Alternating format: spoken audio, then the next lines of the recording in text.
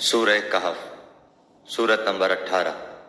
شروع کرتا ہوں اللہ تعالیٰ کے نام سے جو بڑا مہربان نہایت رحم والا ہے۔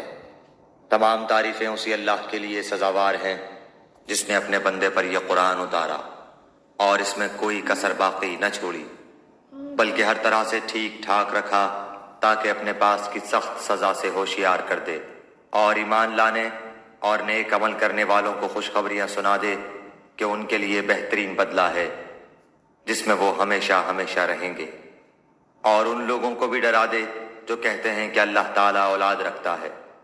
در حقیقت نہ تو خود انہیں اس کا علم ہے نہ ان کے باپ دادوں کو۔ یہ تہمت بڑی بری ہے جو ان کے منہ سے نکل رہی ہے، وہ نرا جھوٹ بک رہے ہیں۔ بس اگر یہ لوگ اس بات پر ایمان نہ لائیں تو کیا آپ ان کے پیچھے اسی رنج میں اپنی جان ہلاک کر ڈالیں گے؟ روئے زمین پر جو کچھ ہے ہم نے اسے زمین کی رونق کا باعث بنایا ہے کہ ہم انہیں آزما لیں کہ ان میں سے کون نیک اعمال والا ہے۔ اس پر جو کچھ ہے ہم اسے ایک ہموار صاف میدان کر ڈالنے والے ہیں۔ کیا تو اپنے خیال میں غار اور قطبے والوں کو ہماری نشانیوں میں سے کوئی بہت عجیب نشانی سمجھ رہا ہے؟ ان چند نوجوانوں نے جب غار میں پناہ لی تو دعا کی کہ اے ہمارے پروردگار، ہمیں اپنے پاس سے رحمت عطا فرما اور ہمارے کام میں ہمارے لیے راہیابی کو آسان کر دے۔ بس ہم نے ان کے کانوں پر گنتی کے کئی سال تک اسی غار میں پردے ڈال دیے۔ پھر ہم نے انہیں اٹھا کھڑا کیا کہ ہم یہ معلوم کر لیں کہ دونوں گروہ میں سے اس انتہائی مدت کو جو انہوں نے گزاری کس نے زیادہ یاد رکھی ہے۔ ہم ان کا صحیح واقعہ تیرے سامنے بیان فرما رہے ہیں۔ یہ چند نوجوان اپنے رب پر ایمان لائے تھے اور ہم نے ان کی ہدایت میں ترقی دی تھی۔ ہم نے ان کے دل مضبوط کر دیے تھے، جبکہ یہ اٹھ کھڑے ہوئے اور کہنے لگے کہ ہمارا پروردگار تو وہی ہے جو آسمان و زمین کا پروردگار ہے، ناممکن ہے کہ ہم اس کے سوا کسی اور معبود کو پکاریں۔ اگر ایسا کیا تو ہم نے نہایت ہی غلط بات کہی۔ یہ ہے ہماری قوم جس نے اس کے سوا اور معبود بنا رکھے ہیں۔ ان کی خدائی کی یہ کوئی صاف دلیل کیوں پیش نہیں کرتے؟ اللہ پر جھوٹ افطرا باندھنے والے سے زیادہ ظالم کون ہے؟ جبکہ تم ان سے اور اللہ کے سوا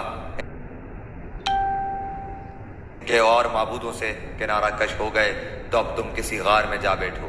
تمہارا رب تم پر اپنی رحمت پھیلا دے گا اور تمہارے لیے تمہارے کام میں سہولت مہیا کر دے گا۔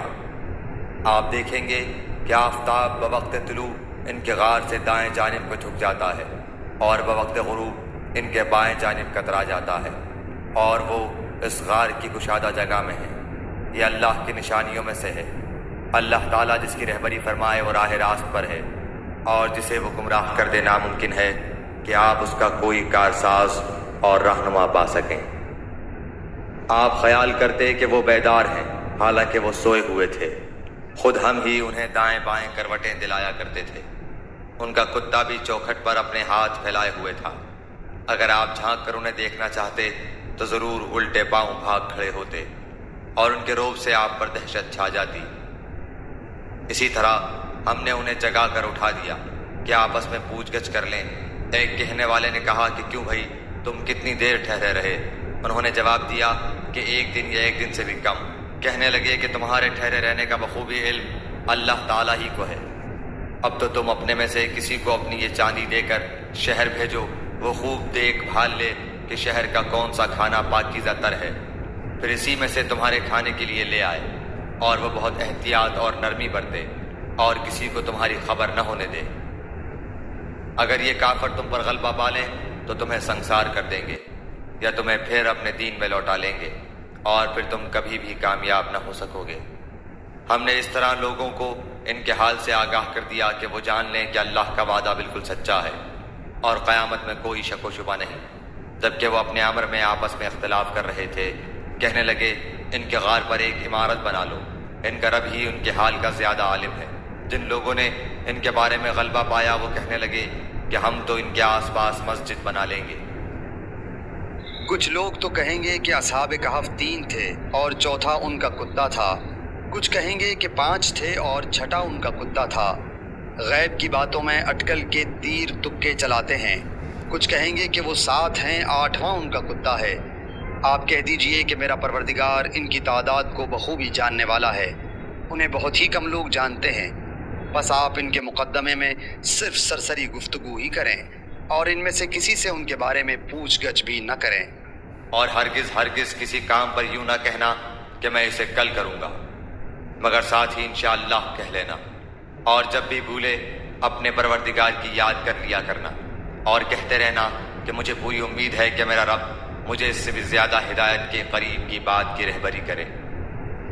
وہ لوگ اپنے غار میں 300 سال تک رہے اور 9 سال اور زیادہ گزارے۔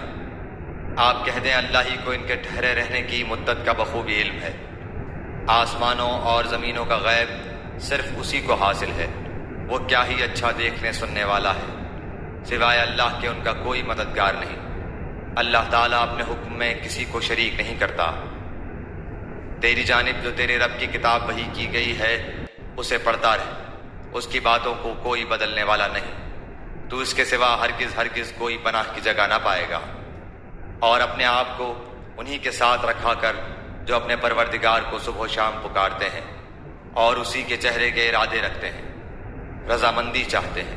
خبردار تیری نگاہیں ان سے نہ ہٹنے پائیں کہ دنیاوی زندگی کے ٹھاٹ کے ارادے میں لگ جا۔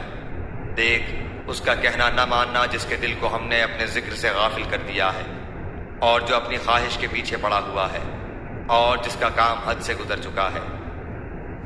اور اعلان کر دے کہ یہ سراسر برحق قرآن تمہارے رب کی طرف سے ہے، اب جو چاہے ایمان لائے اور جو چاہے کفر کرے۔